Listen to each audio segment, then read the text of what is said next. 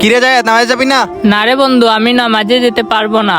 আমার কাঠটা অনেক ভারী ভারী লাগতাছে, তুই যা। আচ্ছা ভাই ঠিক আছে। আরে জায়েদ, এখন তো আসর আজান দিয়ে দিছে, এখন নামাজে যাই চল। ভাই আমি এখন নামাজে যেতে পারবো না, আমার কাঠটা অনেক ভারী লাগতাছে, তুই যা ভাই। বন্ধুর হাবভাব ভালো লাগতাছে না, যা ইমাম সাহেবের কাছে যায় দেখি কি বলে। আসসালামু আলাইকুম ইমাম সাহেব। ওয়ালাইকুম আসসালাম। ইমাম সাহেব, আমার বন্ধুকে যখন নামাজের কথা বলি সে বলে তার গাড়টি বাড়ি হয়ে আছে।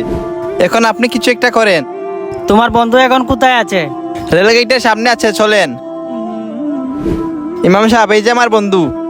আসসালামু আলাইকুম ইমাম সাহেব। ওয়ালাইকুম আসসালাম। কি হয়েছে তোমার? তোমার বন্ধু আমাকে বলল। ইমাম সাহেব, যখনই আমি নামাজ পড়তে যাই তখন আমার কাঠটা অনেক ভারী ভারী লাগে, জানি না আমার কি হয়েছে। আচ্ছা এই ব্যাপার, এই জায়নামাজটা রাখো, তোমার যত সমস্যা আছে সমাধান হয়ে যাবে। আচ্ছা ঠিক আছে ইমাম সাহেব।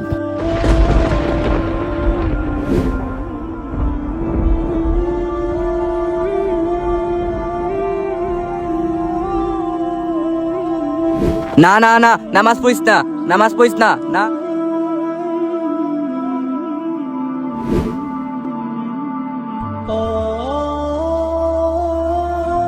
বিসমিল্লাহির রহমানির রহিম। হে আল্লাহ, আপনি সবাইকে শয়তানের হাত থেকে হেফাজত রাখেন। ভিডিওতে সবাই একটি লাইক করবেন।